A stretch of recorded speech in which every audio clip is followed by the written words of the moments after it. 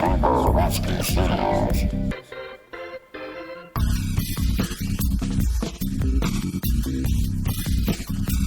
up, guys? I was having trouble getting live for a second. I don't know what was up. Maybe I was a little too stoned. Couldn't figure it out. And I had to re-enter a bunch of information and things.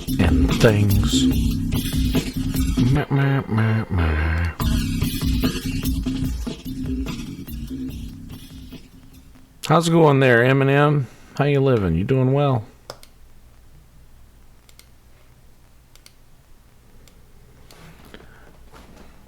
Just got done playing a gig a little bit ago.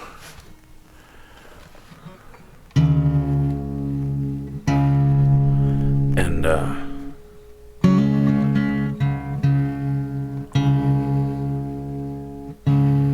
I got to the gig. That's good, Eminem. I'm glad to hear that. So I got to the gig and I set up to play inside this place.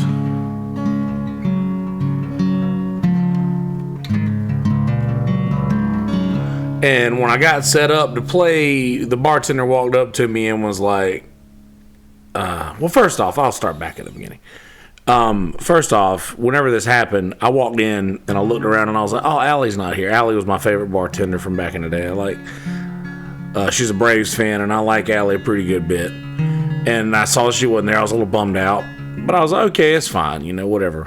I'm still going to do this gig. Still going to have fun. So I set up, got everything set up. And as soon as I got everything set up, the bartender walked up to me and was like, have you gone to see Allie yet? She's out at the Tiki Bar. And I was like, immediately I knew that's where I'm supposed to be playing. That's where I'm supposed to be playing. And I immediately knew that. So I had to move everything from inside outside, and it's a pretty big setup. Like not a huge setup, but I mean it's a big deal to move it. And it's fine. The bartender inside didn't know where I was supposed to be, and I said you can't be faulted for something you don't know. You're good.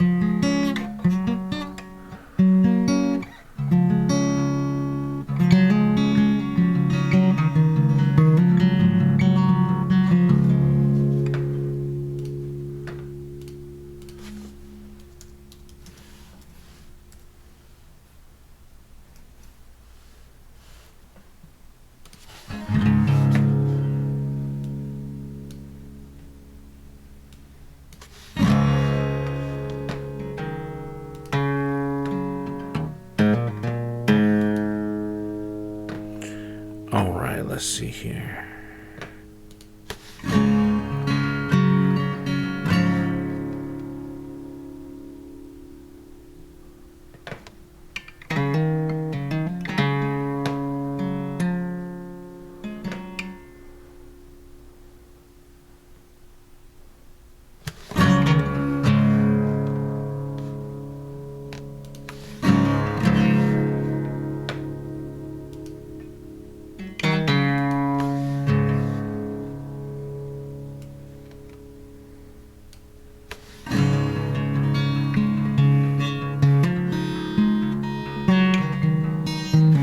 It wasn't too bad. I mean, I'm having to move it after it's all set up. I do this thing every day. You know, I set up and tear down every day. So it's nothing to me to move it. And I honestly felt bad that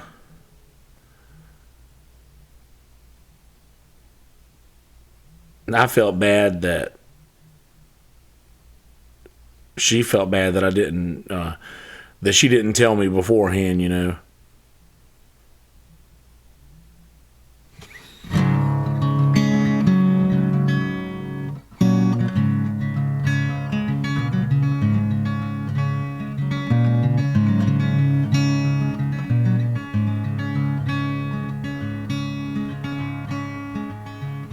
I've come to know the wish list of my father. I've come to know the shipwrecks where he wished. I've come to wish aloud among the overdressed crowd. Come to witness now the sinking of the ship. Throwing pennies from the sea top next to it. And I've come to roam the forest past the village with a dozen lazy horses in my cart. I've come here to get high, to do more than just get by. I've come to test the timber of my heart. I've come to test the timber of my heart. And I've come to be untroubled in my seeking. And I've come to see that nothing is for naught. I've come to reach out blind, to reach forward and behind. For the more I seek, the more I'm sought. Yeah, the more I seek, the more I'm sought. And I've come to meet the sheriff and his posse, to offer him the broadside of my jaw. I've come here to get broke and then maybe bum a smoke. We'll go drinking 2 towns over after all. We'll go drinking 2 towns over after all. And I've come to meet the legendary takers. I've only come to ask them for a lot. Oh, they say I come with less than I should rightfully possess. And I say the more I buy, the more I'm bought. And the more I'm bought, the less I cost. And I've come to take their servants and their surplus. And I've come to take their raincoats and their speed. Yeah, I've come to get my fill, come to ransack and spill. I've come to take the harvest for the seed. Yeah, I've come to take the harvest for the seed. Yeah, I've come to know the manger that you sleep in. I've come to be the stranger that you keep. I've come from down the road and my footsteps never slowed. Before we met, I knew we'd meet. Yeah, before we met, I knew we'd meet. And I've come here to ignore your cries and heartaches. I've come to listen closely to you sing. I've come here to insist that I'll leave here with a kiss. I've come to say exactly what I mean. And I mean so many things. And I've come to be as stubborn as a butcher. And you've come to know me thankless as a guest. Will you recognize my face when God's awful grace strips me of my jacket and my vest and reveals all the treasure in my chest?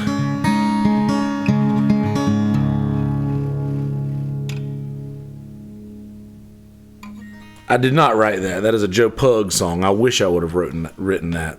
God, that's so good, man.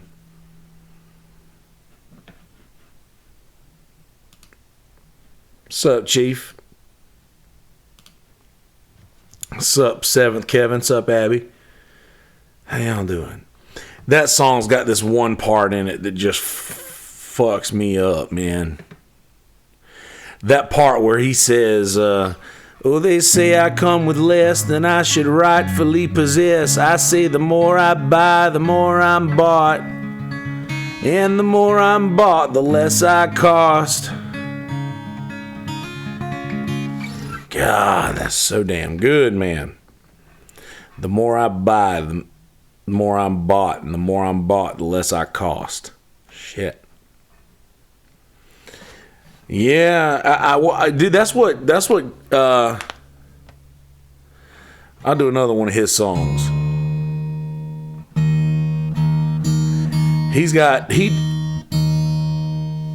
I guess listening to certain artists changed the way I would write. And like, he's one of those artists that I got into. Seth Funderburk, who I've been trying to get on a podcast for years.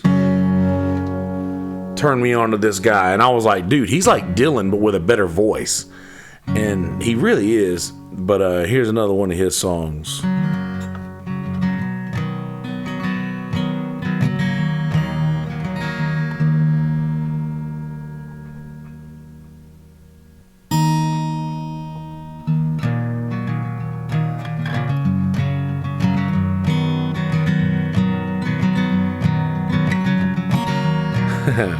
I see you out there, D.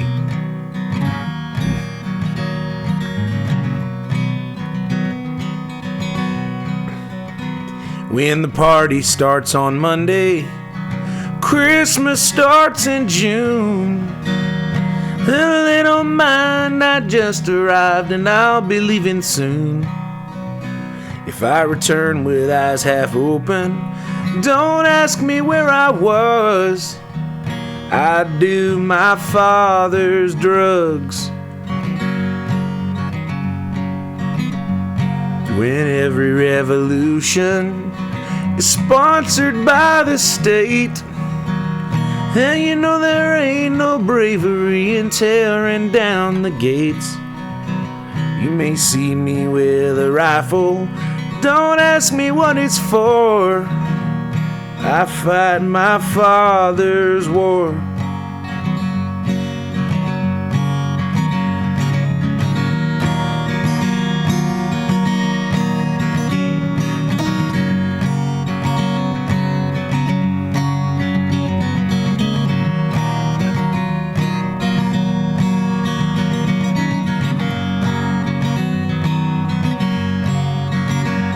When hunger strikes are fashion, freedom is routine. No, there ain't no bravery in busting through the seams. You may see me at the protest, but you'll notice that I drag. See, I burned my father's flag. Yeah, when hunger strikes are passion, freedom is routine. And all the streets in Cleveland named for Martin Luther King.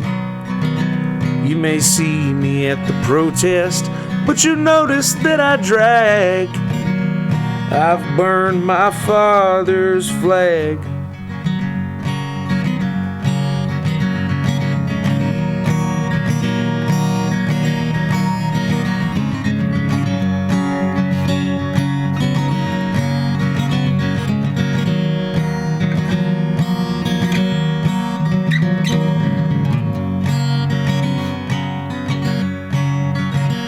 When the party starts on Monday, Christmas starts in June.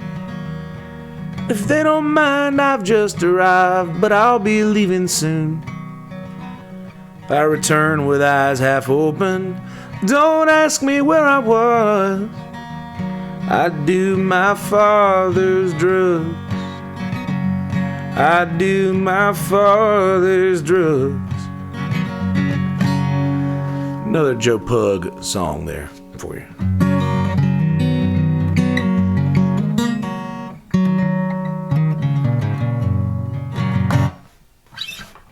Oh yeah, what did I miss here? Had my eyes all closed, man. Mm-hmm.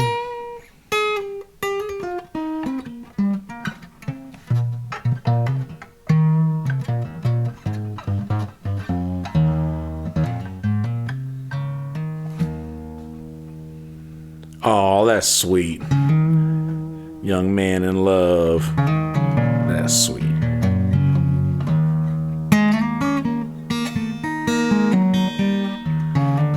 See you there later on, brother. 7th, Kevin.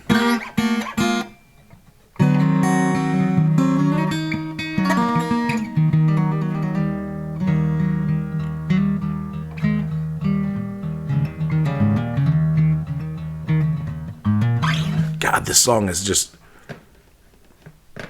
so damn good. This new one that I'm trying to figure out, Hymn 101 by Joe Pug. God, it's so damn good.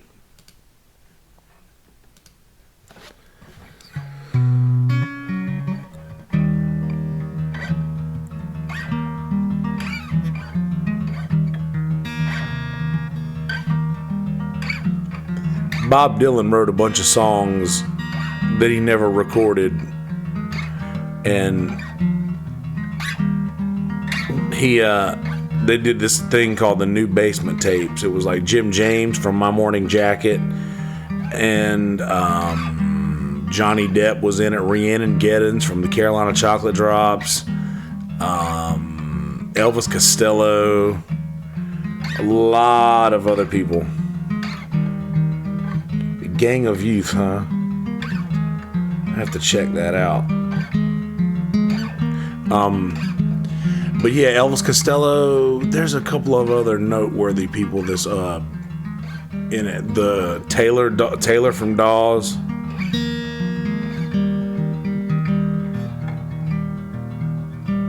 I have not, D. What is that about?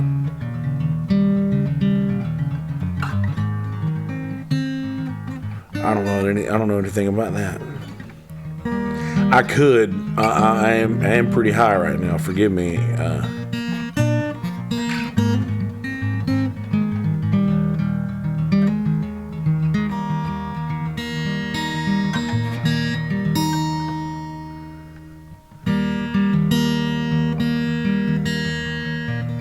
Anyway, this is called the New Basement Tapes. They took a bunch of Bob Dylan's song.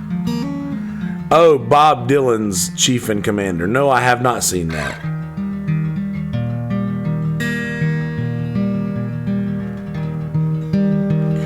But anyway, there's nothing better than a Bob Dylan song sung by somebody else. So, he wrote this song called Florida Key about something that fell out of his pocket. He's obviously talking about an actual small island in the Keys, but he talks about it like it's something that he's lost, that like it's something that just fell out of his pocket. And I think that's awesome. I think it's good songwriting. Never really cared much maybe for him as a person, I guess, but as far as this song, it was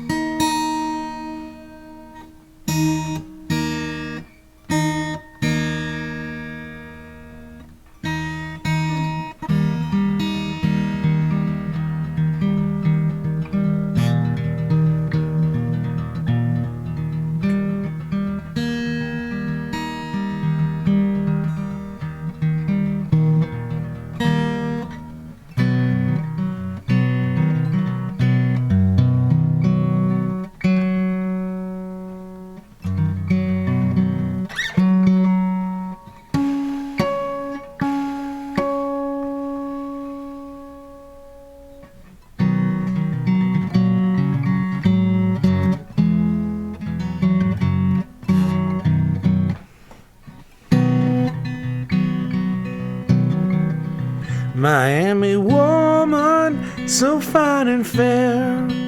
I've tried and tried, but I can't get anywhere. I sail out under the sun, looking for my darling, my only one. I sail all day, when the day is done, she's still the one I wanna see. I must find that Florida key.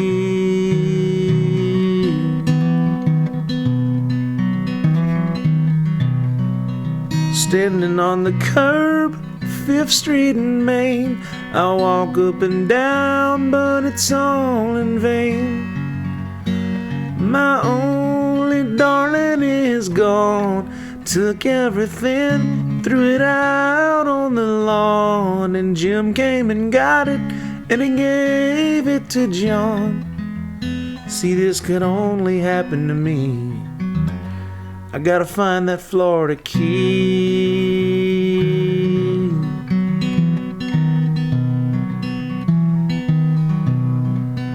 We're standing on the curve, watching the boats, while the boys and girls pass by on their big silver goats. I'm getting out while the getting is good, in my ship of steel or in my ship of wood. One more time, I'm gonna do just like I should. It's getting harder and harder to be me. but I gotta find that Florida key.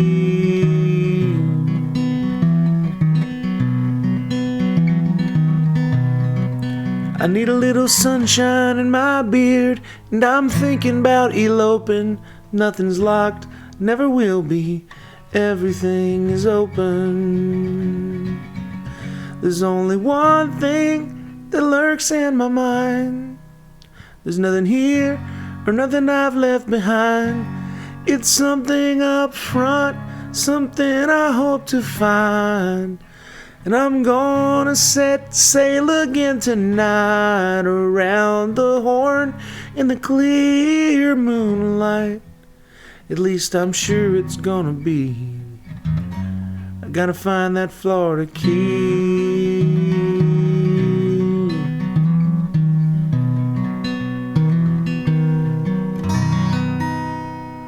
Oh, Bobby. Thank you. Thanks, Abby. I'll check that out, D. See what it's all about.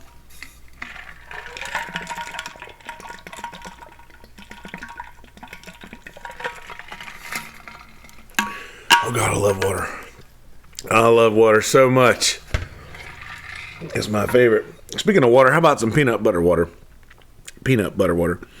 Screwball peanut butter whiskey, ladies and gentlemen. Go to screwballwhiskey.com. SKREW ball. My mouth's just like, what are you trying to say?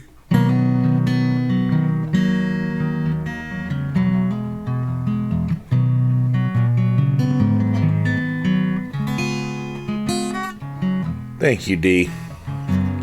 See, Bob's got this. There's one song that Bob Dylan has done out of all of the things that he's ever sang. He's only done one that I've heard that where he tried to do something impressive and it kind of pulled it off. I prefer to hear other people do Dylan songs as well. But there was on the last waltz, he did Forever Young, and it's just the way that his voice sounds. He does have a whiny voice. Sup, Bruce? Had to fix that snack. Dude, it took me forever to get live a while ago. Y'all probably didn't see the very beginning of this thing, man. But I went live twice. Like, I got on the computer pretty quick, and I was live for a second before I realized that I wasn't actually streaming anywhere. And then I did it again, and the same thing happened. And I had to go into YouTube, and I was too stoned when I first did it to explain this. I had to go into YouTube and get my stream key and re-enter it into my OBS system, and had to do all that stuff, and it was like a lot more difficult than it should have been given my condition. But anyway, he does Forever Young, and it's so good. I you know what? I'm gonna get I'll probably get flagged anyway, but who cares? How do I go back now? Oh.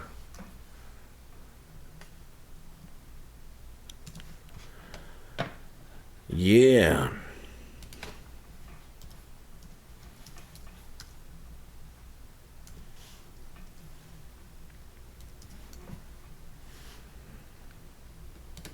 Mm-hmm.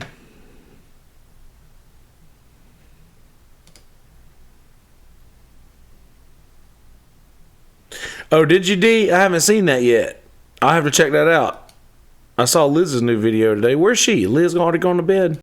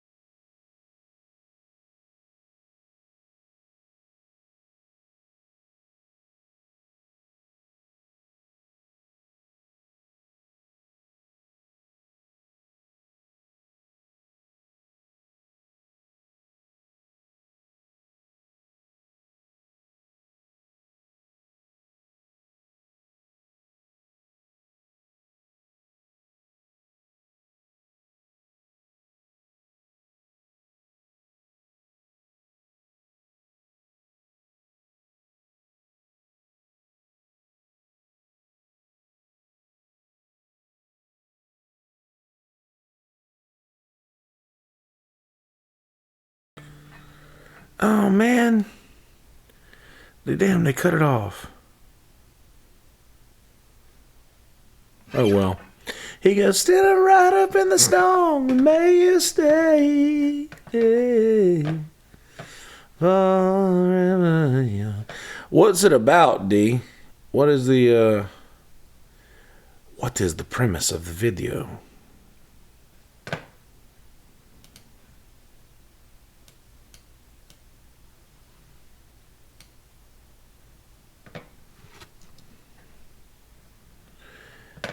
Oh, wow.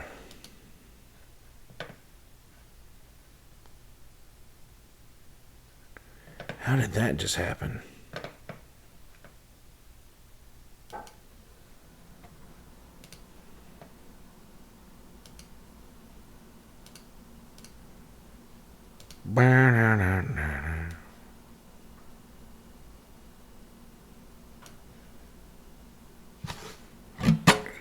Oh, yeah, well, who doesn't these days, you know?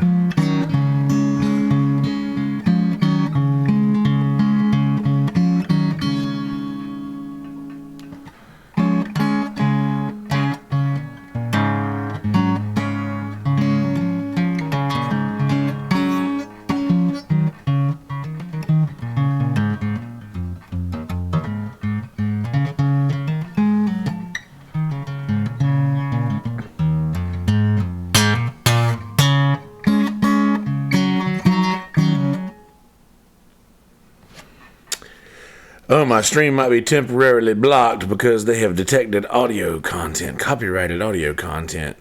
Oh, yeah, I stopped the audio content. Don't worry. Don't worry. Oh, yeah, me too, Bruce. I'm a big Wallflowers fan. So long ago, I don't remember when. That's when they say I lost my only friend. They said she died easy of a broken heart disease, and listened to the cemetery trees.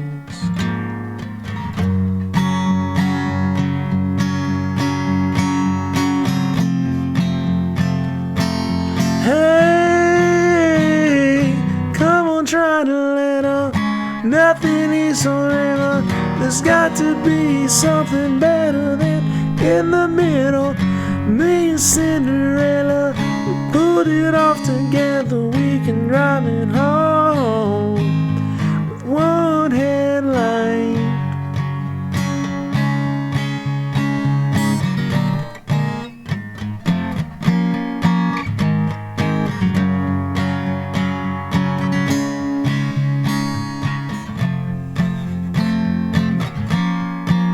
It's so cold, feel just like a beat up truck. I turn the engine, but the engine doesn't turn. Broke till she's out of breath. She ran until there's nothing left. I think the less is knuckliness is dead.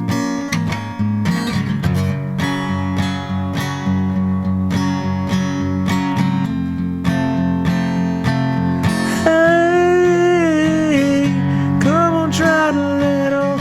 Nothing is forever. There's got to be something better than in the middle. Me and Cinderella, put it off together. We can drive it home with one headline.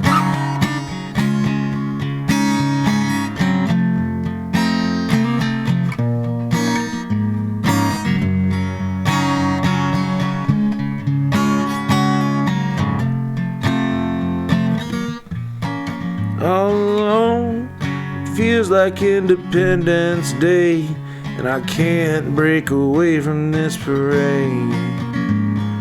Though it's somewhere out of place, she always had a pretty face. Sometimes I think this must be killing me. All alone, I feel just like somebody else. Man, I ain't changed, but I know I ain't the same. Something there in front of me, the city walls of dying dreams. I think it's just this ugly, messy greed.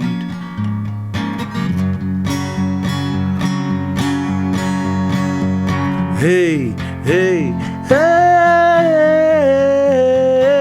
come on, try the little.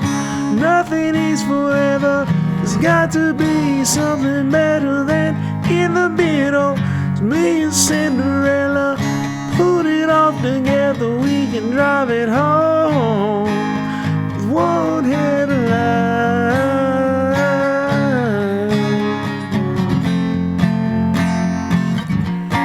One headlight.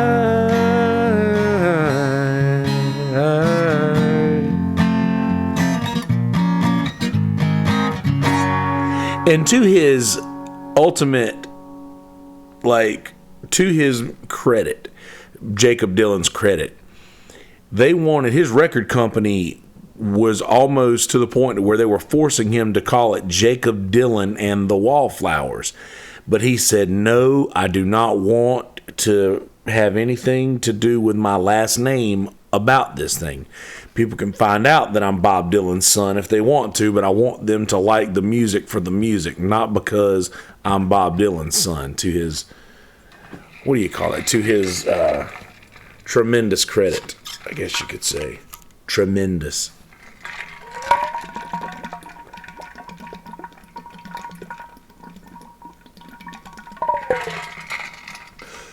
Ooh, so much water.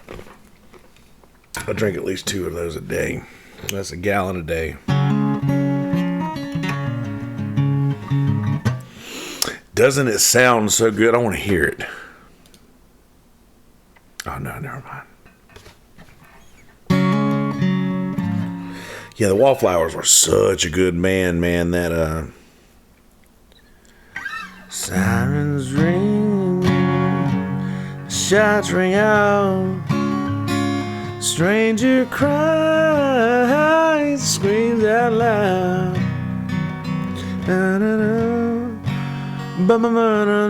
Whatever it is. 50 years to us led.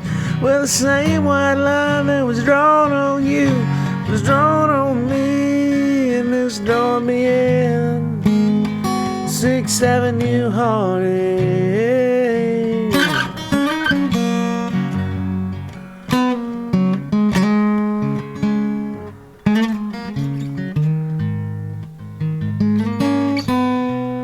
I don't know a lot of Shooter's music, but yeah, I like. I'm a big Waylon fan, huge Waylon fan. That's funny. No, I don't actually. I don't. I got a pretty sturdy bladder, and plus, I do sweat a lot, so a lot of my water goes out of my body that way. But today I definitely did.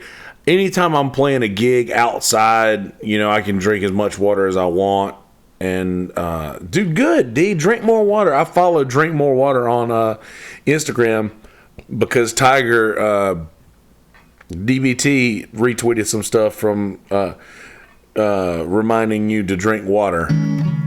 I'm always drinking water. Even I have these little flavored waters, these little canned flavored waters when I get tired of drinking regular water. But I just love regular water. It's so good.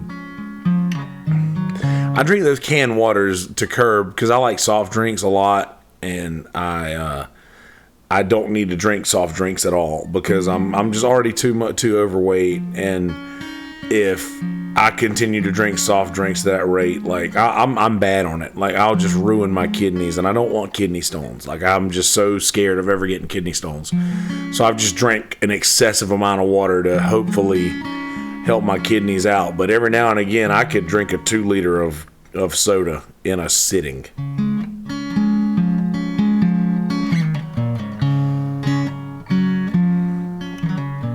Ha, I hear you, Abby.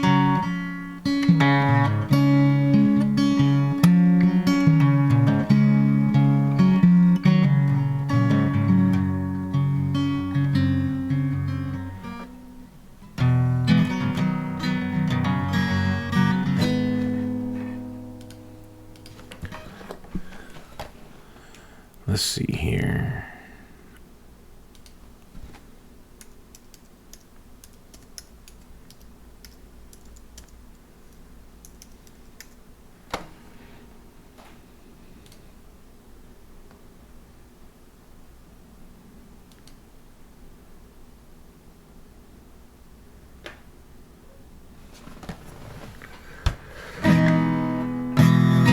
I love water. I always have. Well, I guess my love of water started when I was a kid. We had I lived with my grandparents. I've told you guys. Grew up in my grandparents' house, and my granddad had dug a well in the yard, and our water was well water. So I grew up just drinking well water right out of the sink, like no ice or nothing. Just it was so good. I would just go and drink just glassfuls of water out of the sink. Like I had this little yellow cup that most people like keeping in a bathroom.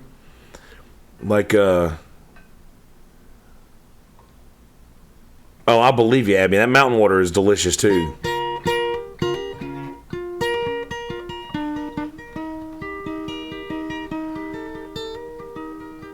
That's cool, Bruce. I'd love to see. I love little intimate shows like that. But yes, we had well water. Had one of those little tiny yellow cups that most people like keep them in the bathroom for like rinsing out. You know, a little bathroom cup.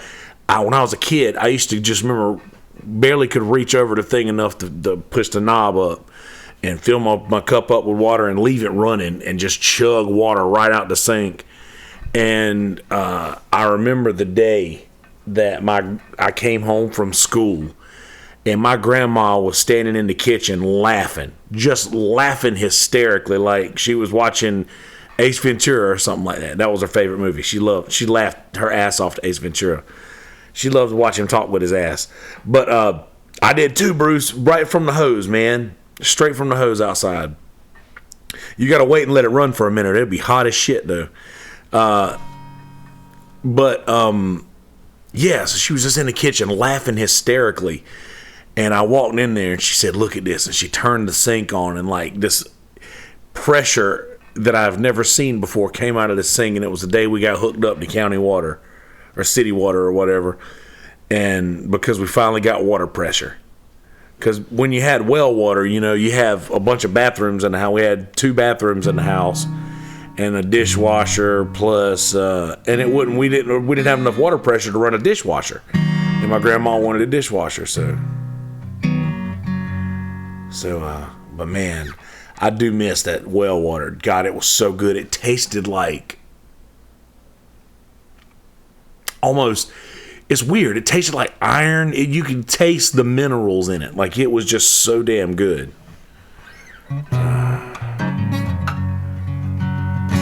Oh, D, you'll never have to worry about hell. All you got to do is buy your ticket out of there. It's non-refundable. The beautiful thing about not going to hell and getting saved is that when Jesus died for all of our sins, he did not die for the sins we committed on up until the point where we realized who he was. He died for all sins. All of them.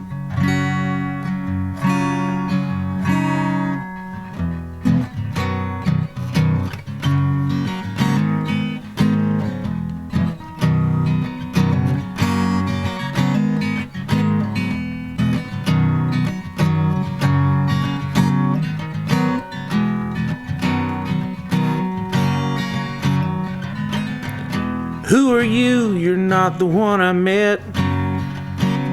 One July night before the town went red. Jack and Coke in your mama's car. You were reading the bell jar. Where are you if you're not on your own? Always lonely, never quite alone. Where's the Jesus that you swore you'd find after running the last line? Are you living the life you chose, or are you living the life that chose you? Are you taking a grown-up dose? Do you live with a man who knows you like I thought I did back then? But I guess I never did. Did I, kid?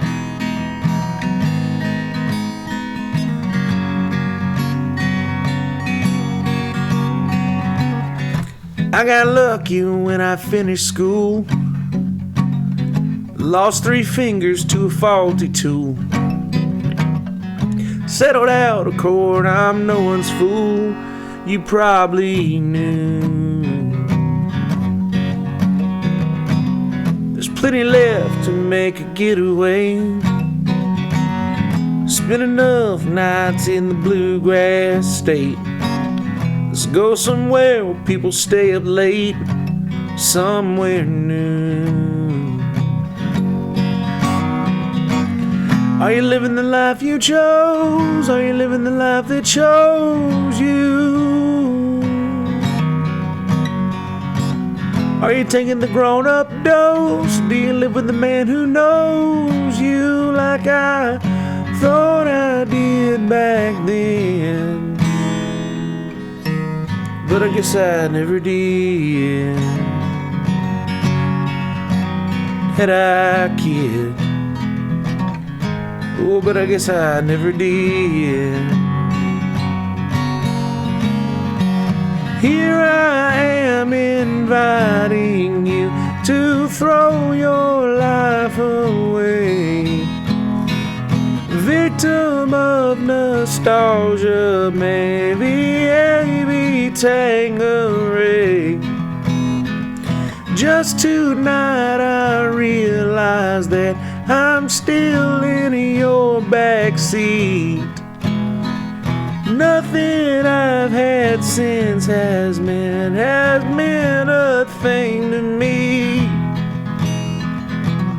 Are you living the life you chose? Are you living the life that chose you? Are you taking the grown-up dose? Do you live with the man who knows you like I thought I did back then? Oh, but I guess I never did. Oh, did I, kid? Oh, but I guess I never did.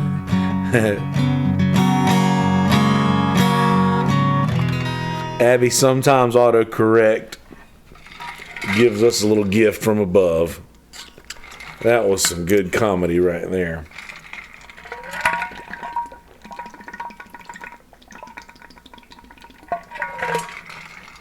Yum. Yeah, well, Jamie was saying earlier about the bottled water. Yeah, be careful with those bottled water, guys. That bottled water stuff is something else.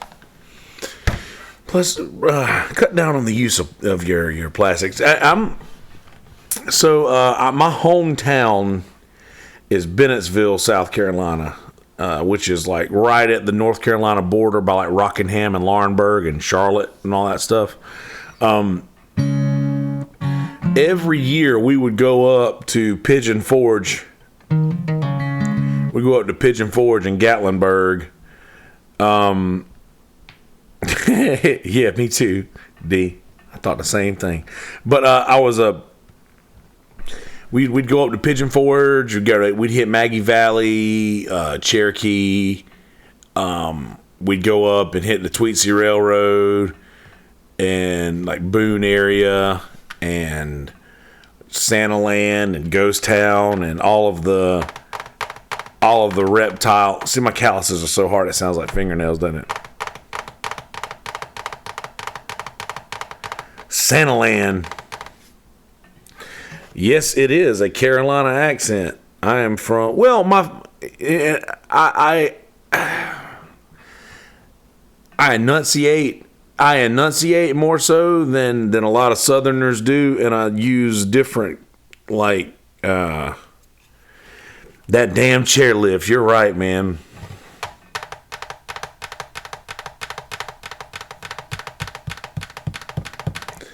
The Forge. Hell yeah. But nah, we'd go up there every year, and at least once a year, and we would go to all the reptile, those reptile things where they would just pick a big ass tin off of a top and then just be a shitload of snakes, and they'd grab a handful of snakes and get them out and let them crawl around. And that was just normal. Oh yeah, I was talking about my accent. Sorry. I enunciate and I use words that not a lot of Southern people use because I got most of my language from movies. Like I watched a lot of movies growing up, and I enunciate. Like my sisters pick on me because I say Windows Media Player instead of Windows Media Player, or however they say it. But when I go home and I talk to them for a while, and I like when I come back from going back home for a little bit and talking to people from back home, I'll come back down here and I'll be all redneck as hell, and y'all will still understand what I'm saying, but you probably won't take it take it to heart as much because it just doesn't sound like I've put too much thought into anything as long as I've ever lived. When I talk like that. Or taters.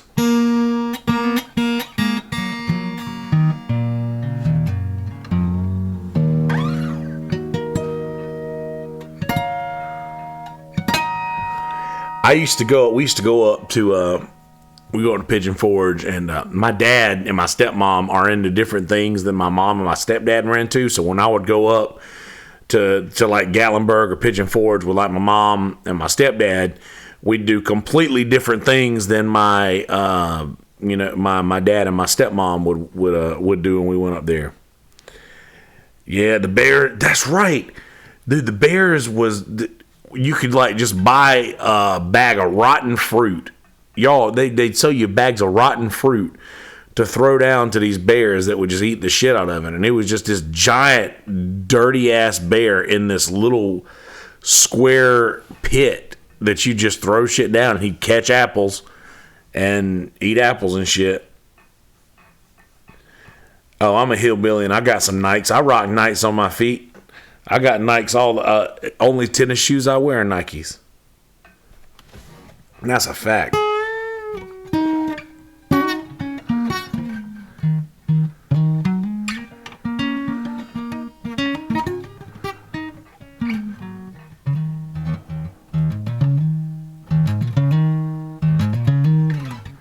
Ain't nothing wrong with that, D.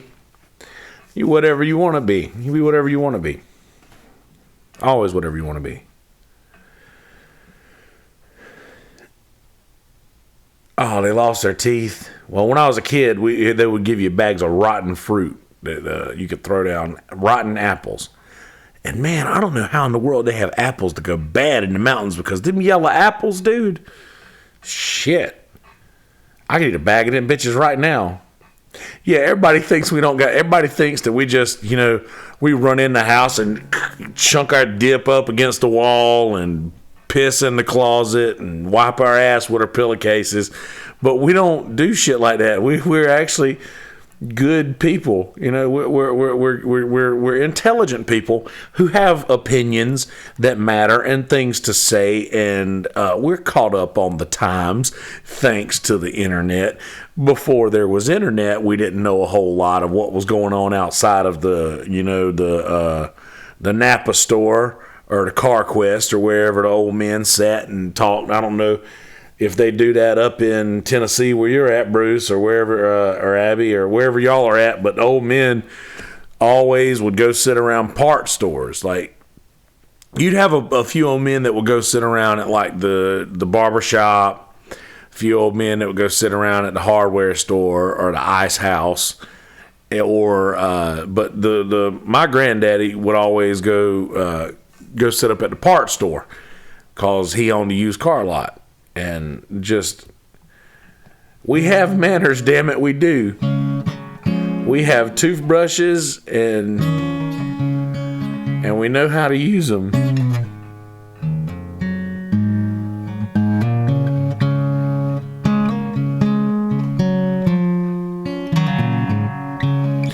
I'll say this much. There is something to be said for those kids who grew up peering over the top of a parts store or a hardware store. I'm going to write that down right now. That's a good line.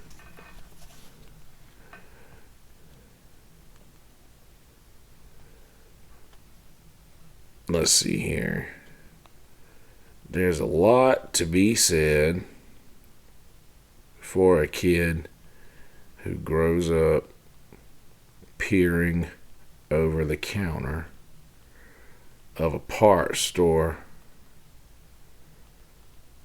that his granddaddy hung out in. A lot of wisdom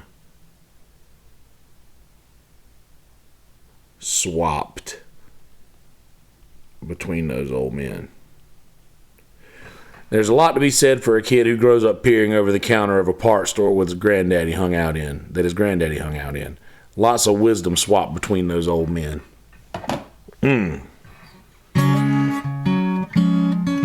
Your daddy had a body shop, Bruce. Man, I grew up in a shop, man. Dude, we made a volcano for a science project out of Bondo.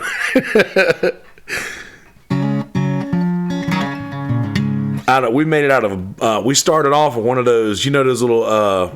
It was like a little cone with a filter in the bottom of it for paint sifter, basically like a paint sifter. I can't remember what you would call them, but it was basically that what it was. It would just sift the paint. It was like a sifter for paint, and had a cakewalk. I know all about cakewalks, my man.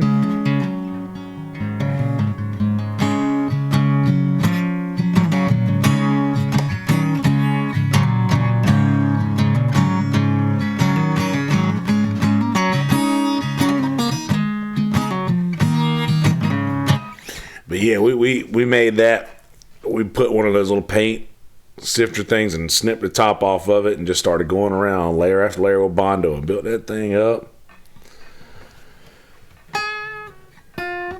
Oh no, melted a styrofoam cup and poured it down the drain. That does not sound good.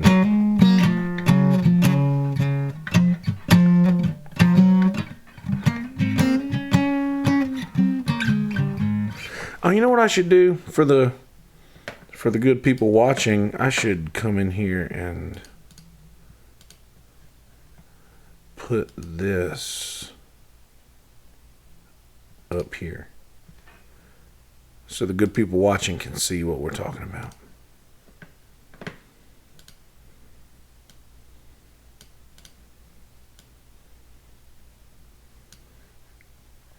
Cakewalks were so damn good. I stole this idea here from Jamie, the idea to put the YouTube chat in here, but he's got it to where it's like almost transparent, and I haven't figured out how to do that yet. But I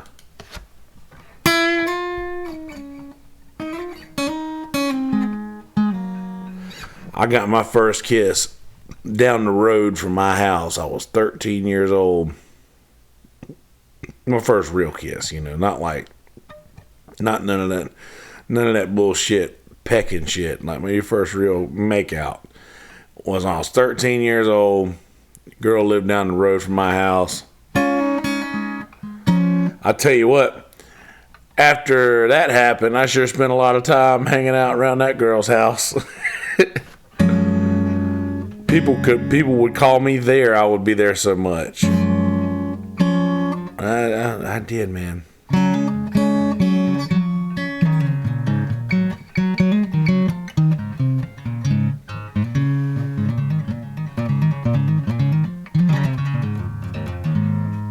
Sometimes you gotta melt some styrofoam and pour it down the drain, though. Sometimes you just gotta do it.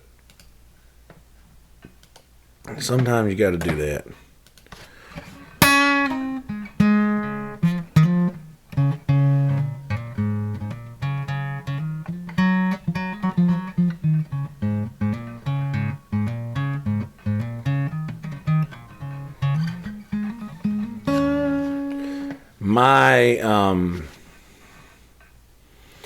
Oh man, let's see. Charlene, or what was her name? I know that was John Anderson.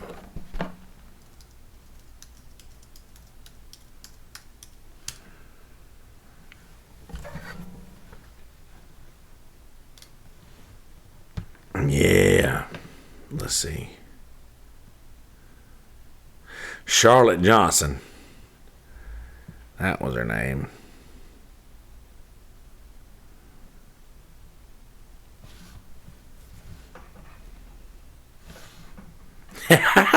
This song. this song takes you back.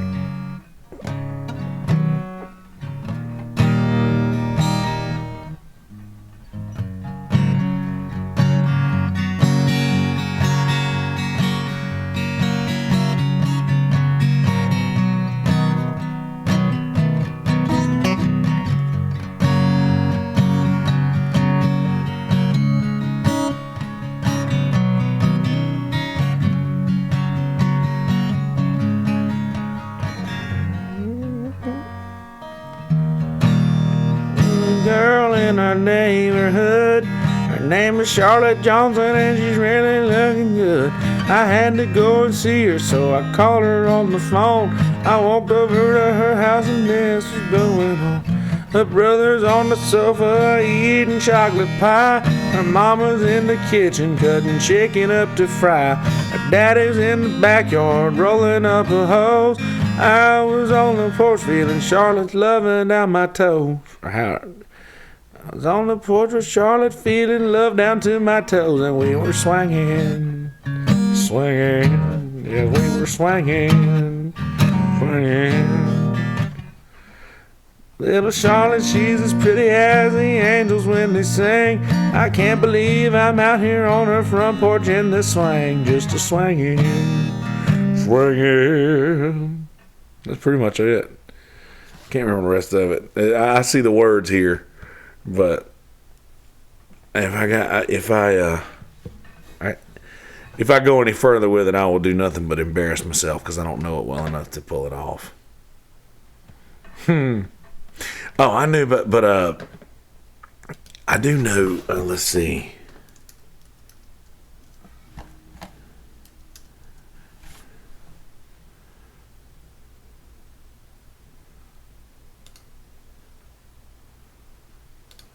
I do know this song by him. That's really damn good. This is such a good song.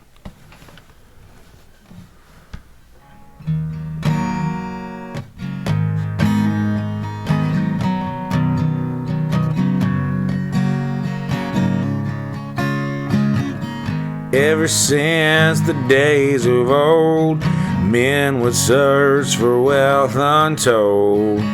They dig for silver and for gold and leave the empty holes. And way down south in the Everglades, where the black water rolls and the sawgrass sways, the eagles fly and the otters play in the land of the Seminole. So blow, blow, Seminole wind, blow like you're never gonna blow again. I'm calling to you like a long lost friend, but I know who you are. And blow, blow from the Okeechobee all the way up to Micanopy.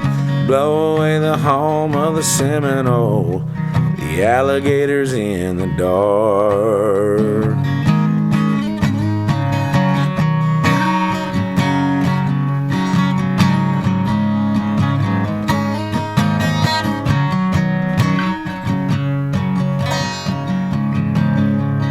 Progress came and took its toll, and in the name of flood control, they made their plans and they drained the land. Now the glades are going dry.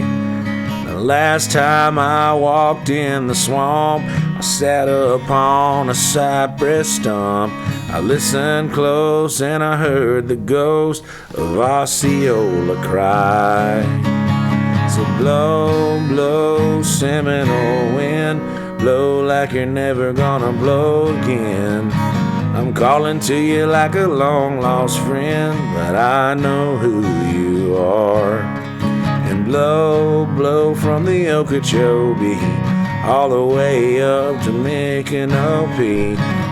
Blow across the home of Seminole, the alligators in the dark.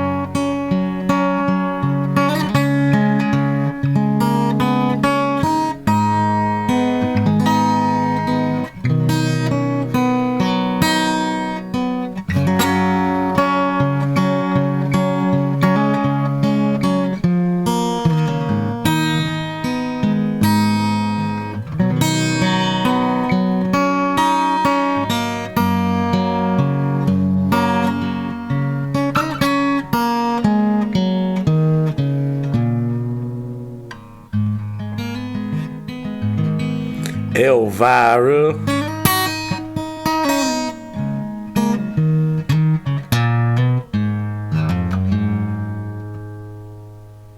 Home. Home, Papa Mao.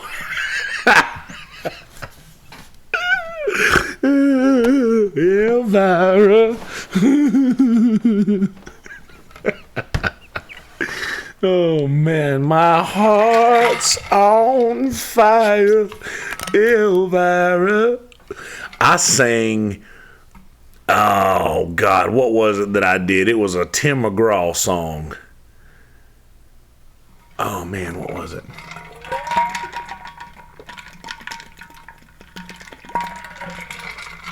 I sang a Tim McGraw song at the talent fair. It was oh,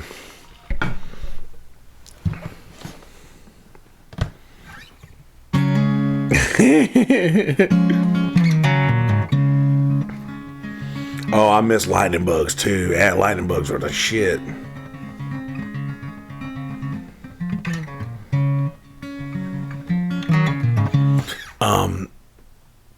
God, what was it? It was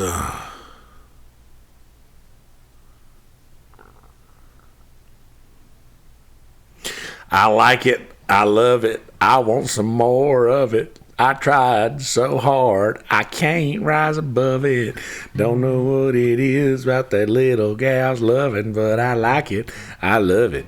I want some more of it.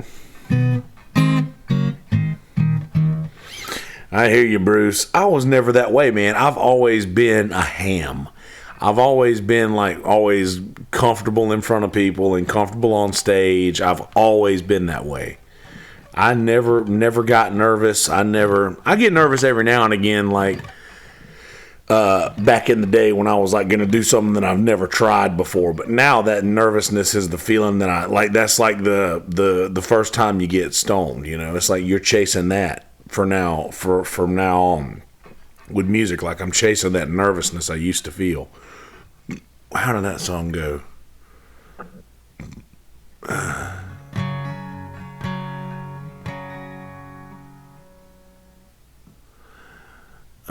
My mama and daddy tried to teach me courtesy, but that never sank in till that girl got a hold of me. She's got me holding umbrellas and opening up doors. I'm taking out the trash and I'm sweeping my floors. I'm gonna get fired if I don't get some sleep. My long lost buddies say I'm getting in too deep, but I like it, I love it, I want some more of it.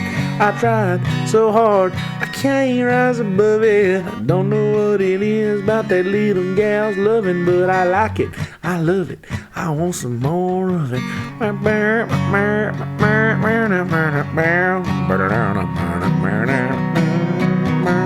Or however that guitar solo went.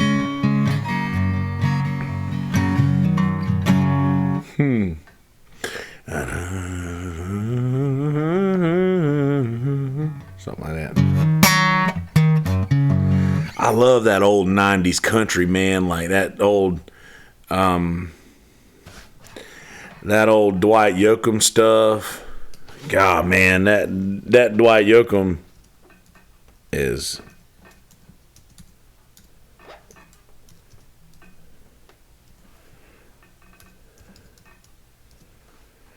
Dwight Yoakam was my shit, man. I love me some Dwight Yoakam. Let's see, I can get the words of this song.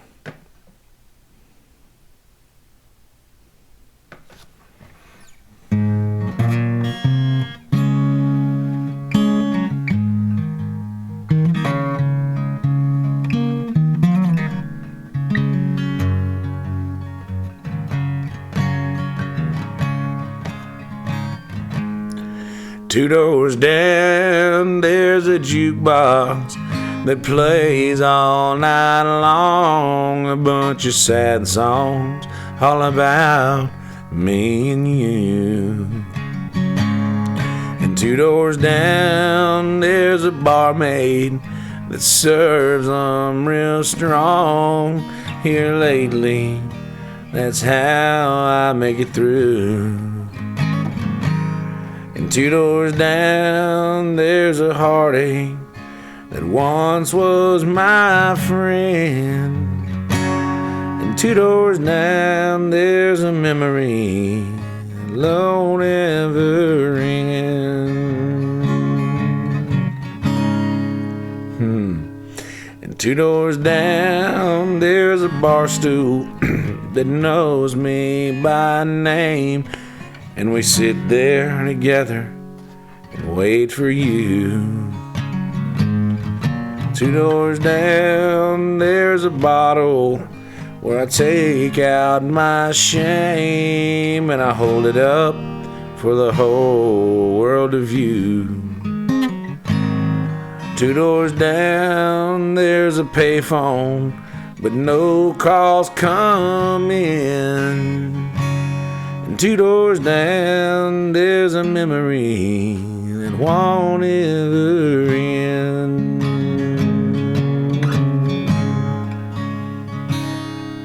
From the hotel to the barroom, it's just a stumble and a fall.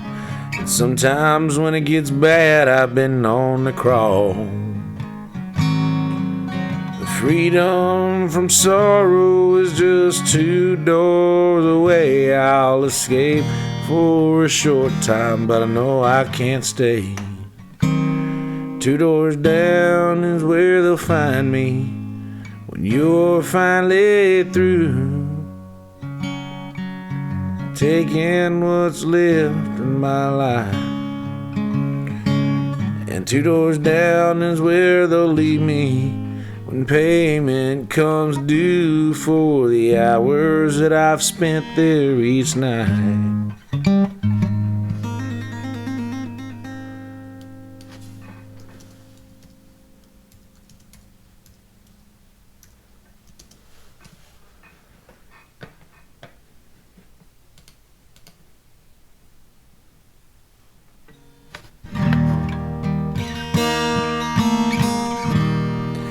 I sang Dixie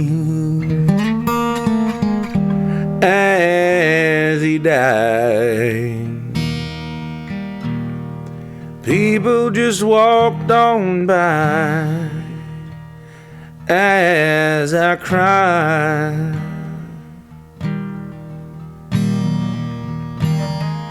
Bottle had robbed him all his rebel pride. So I sang Dixie as he died. I can't remember how that part goes. He said, way down yonder in the land of cotton, old times there ain't near as rotten as they are on this damned old LA street. Then he drew a dying breath, laid his head against my chest. Please, Lord, take his soul back home to Dixie. I sang Dixie as he died. But people just walk on by as I cried. Bottle had robbed him of all his rebel pride. That's it. So I sang Dixie as he died. He said, listen to me, son, while you still can. Run back home to that southern land. Don't you see what life here has done to me? Then he closed those old blue eyes and fell limp against my side. No more pain, and now he's safe back home in Dixie. I sang Dixie as he died. But people just walked on by as I cry. Bottle and robbed him of all his rebel pride. So I sang Dixie as he died.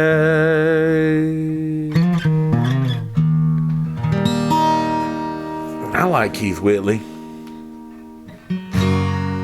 Keith Whitley did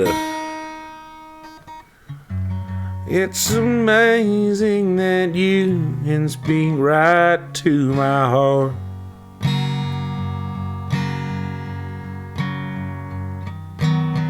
Without saying a word, you light up the dark. Oh, Mr. Webster could never define what's being said between your heart and mine. The smile on your face lets me know that you need me. Truth in your eyes saying you'll never leave me. A touch of your hand says you'll catch me if ever I fall. You say it best when you say nothing at all.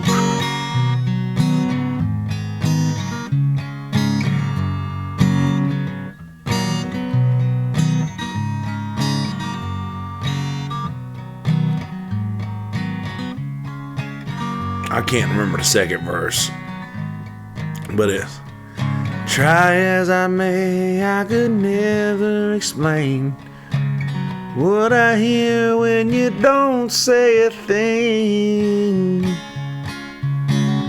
The smile on your face lets me know that you need me, and the truth in your eyes saying you'll never leave me. The touch of your hand says you'll catch me if ever I fall. You say it best when you say nothing at all. Yes, he was, Bruce. Keith was the real deal, man. My dad does heating and air work, and he's always on there. He inherited or bought it from my granddad, and I used to ride around in my dad's work truck with him when I was little. And all the tape he had a Kentucky Headhunter. You remember the Kentucky Headhunters, man?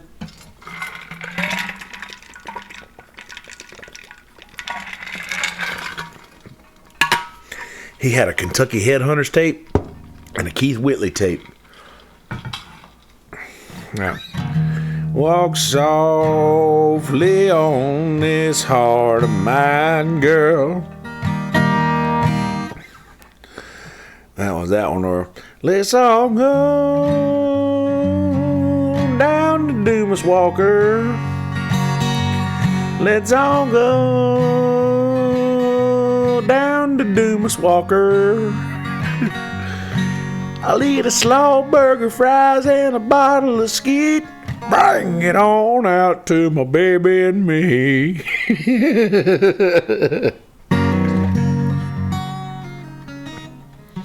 Dumas. It's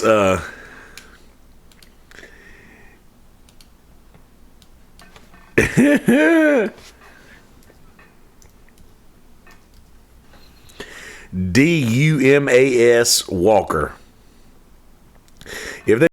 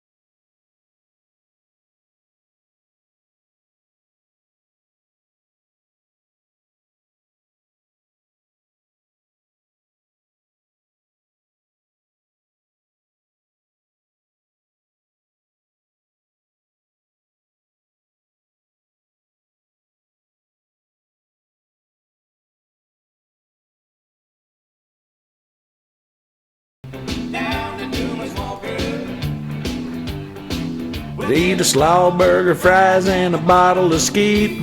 Bring it on out to my baby and me. You get the point.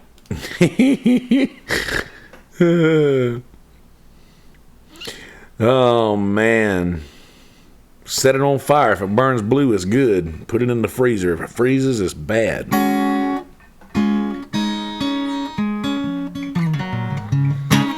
Yes, I do, Abby.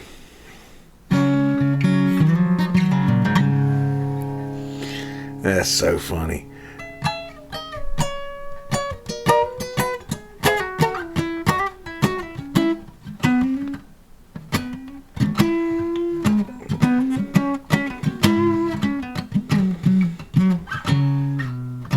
Doomus Walker. I hear you, Abby. I know a little bit about a lot of stuff. I've played trivia consistently for like all of my life. As long as my adult life anyway. Like my entire adult life, I've always sought out trivia to play every week. I haven't played in a while just because I've been in a funk, but I'll be playing on Wednesday night. Yeah, skeet. I'll skeet, motherfucker. And it's like white people be like, what have we done? What have we done? Oh, man, Alan Jackson first came out, man.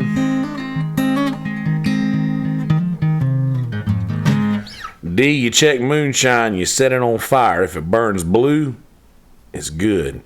If you put it in the freezer and it freezes, it's bad.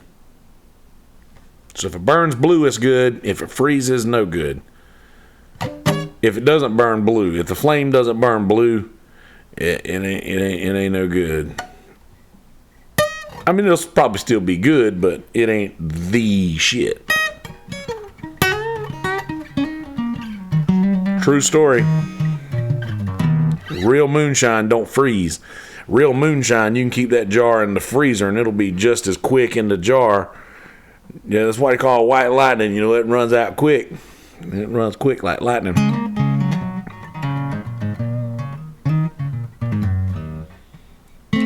Hell yeah, D, you can die from moonshine. But the thing about moonshine is if you drink too much of it, it'll put you on your ass so you can't drink no more.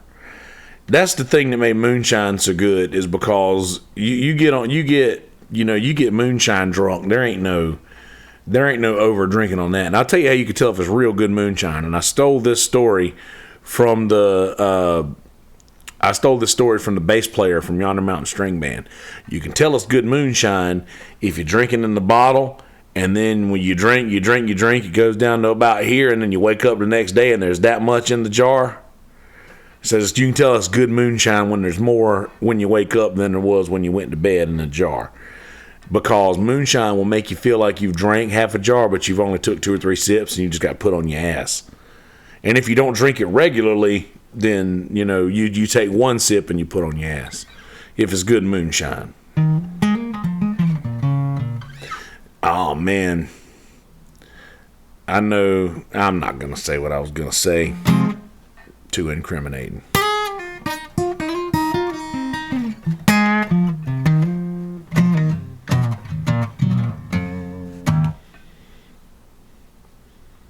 Oh, that popcorn. I'm an idiot. I was like, well, I've heard it made from regular corn. I had popcorn would work, I guess. R.I.P. Popcorn. You know, Popcorn, didn't he kill himself? Didn't Popcorn commit suicide because he said he didn't want to go to jail? They're about to take him to jail, and he just said, fuck that.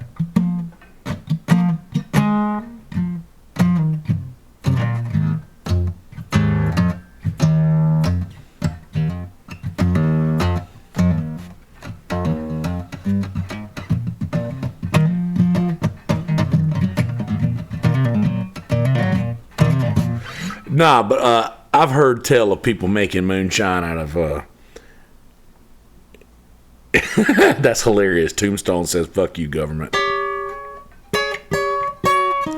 I've heard tell of people making some pretty successful batches of moonshine with sugar. Just 100 pounds of sugar a week.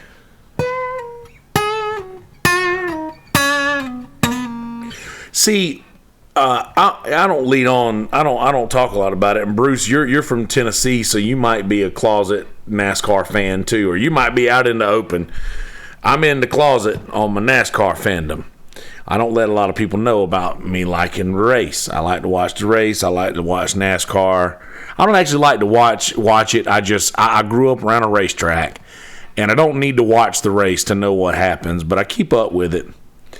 And I love the stories behind the beginning of NASCAR was all just a bunch of moonshiners. That's how NASCAR got started. It was just a bunch of moonshiners from North Carolina that could outdrive everybody else because they were running from the law. And I never miss Bristol. My dad goes up there every year to the Bristol race, and him and a bunch of dudes they do this big golf tournament up there in Bristol. It's the Bristol Motor Speedway Golf Tournament or something like that. He goes up there and does that every year. And I haven't been in a long time. But I used to go to Darlington because I'm right here by Darlington. So I used to go to Darlington every time it came around. But I grew up going to short track, like a quarter-mile track, for late models and stuff like that in Florence and Myrtle Beach here where I live now, all on Friday night Florence, on Saturday night either Myrtle Beach for asphalt down here where I live now, or Lakeview for a dirt track on Saturday night. But man, you go to a dirt track, I'm sure you've been to a dirt track before, Bruce. You come home caked in about a quarter inch of dust or more. But man, I like watching the race. The whole redneck side of me gets a little excited. Where'd you go, Abby? Did you go to like Charlotte or Rockingham or somewhere around there?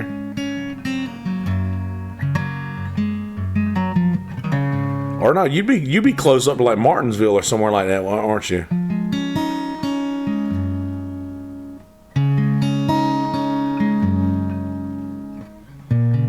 Oh, Bristol, I hear you. Oh yeah, so I guess if you're in Western North Carolina, is that right? Did I remember that right? We're going to Graceland, going to racetrack, Bristol, Tennessee. I could rewrite Graceland. Let's do that. We'll rewrite Paul Simon's song for Bristol. Going to racetrack, Bristol, Tennessee. I'm going to Graceland. Oh, man. Dude.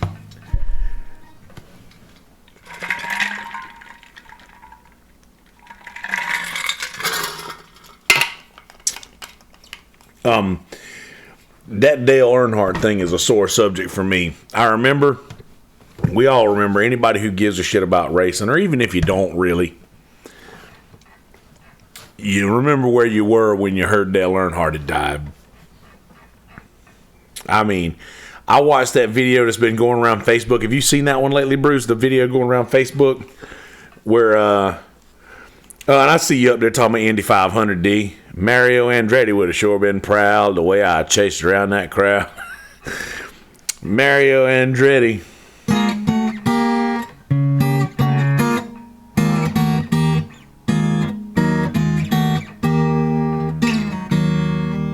I think we all did, man. We all did. And, dude, when Kevin Harvick came out and won that next race in that damn Goodwrench car, the Goodwrench Service Plus Chevy Impala, I believe it was, man, you talking about something else, dude. That was something else.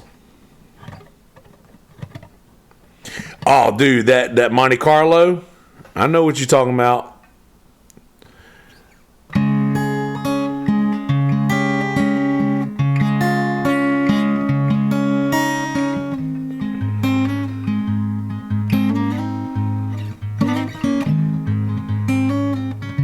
Is it like a drifting race or like a road course kind of thing? Obviously a road course, but is it like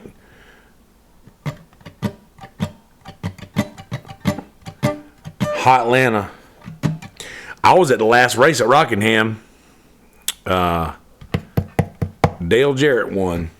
I was UPS. The Dale Jarrett. What can Brown do for you? Okay, that's cool. I like watching racing like that too.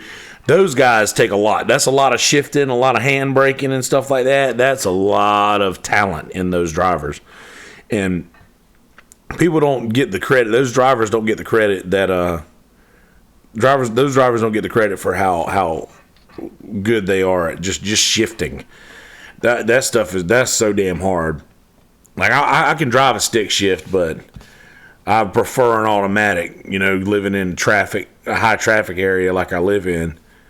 But dude, those guys are legit. I used to want to do that. That's what I used to want to do, is race like that. Now that I think about it, they moved to Myrtle Beach.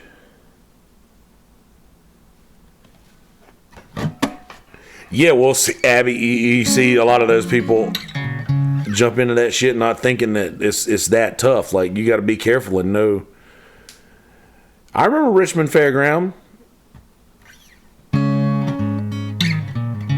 Or hearing about Richmond Fairground.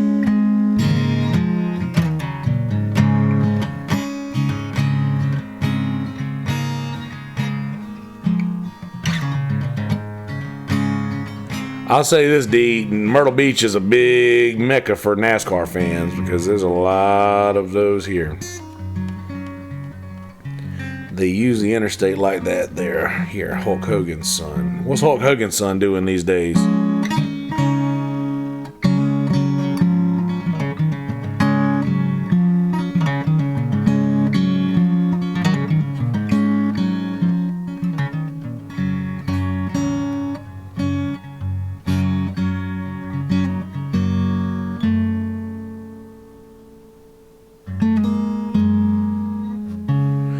Martinsville's fun. I've been to I've never been to a NASCAR race at Martinsville, but I've been to that big late model race that they do every year. And dude, you talking about a fast track, dude? There'll be cars all the way around the track. Usually, you watch NASCAR, most of the cars are on one side of the track at a time. At Martinsville, you can, it's hard to tell where the lead car is because he's lapping so many people. There's so many cars out there. Martinsville's fun. It's fast.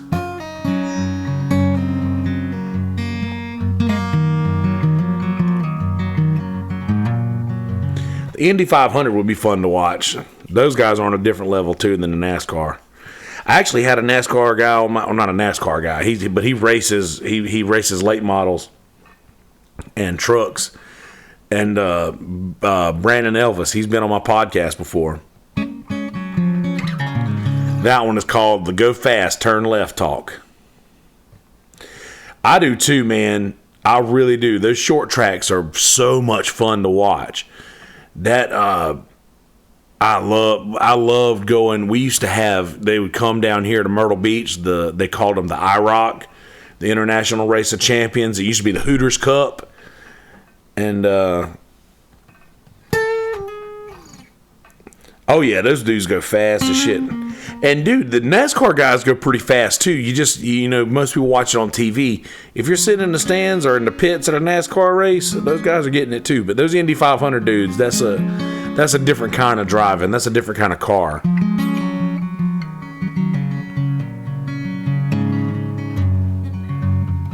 But yeah, I love watching those short tracks, man. Those it kind of, I don't know. A short track makes anything competitive the whole time. Anything can happen in the entire time. Like if you go like a long track, like a restrictor plate track or something like that, like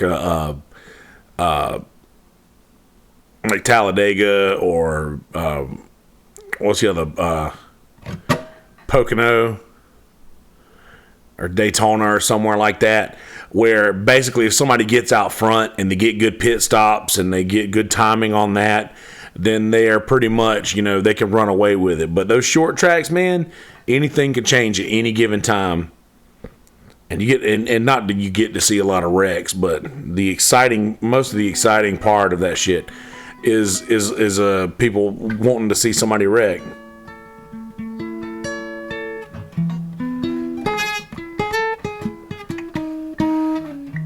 You ever been to Darlington, Bruce?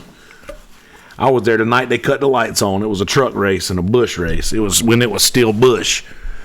The tower, they had just painted the tower. They had just changed the name to Nextel. To the Nextel Cup. It was just because Darlington used to be a giant red tower called Winston Tower, and they made them change the name. They took cigarettes off of everything, which I don't really give a shit. Darlington is a magical place, though. The history there, like it's the same track that it's always been.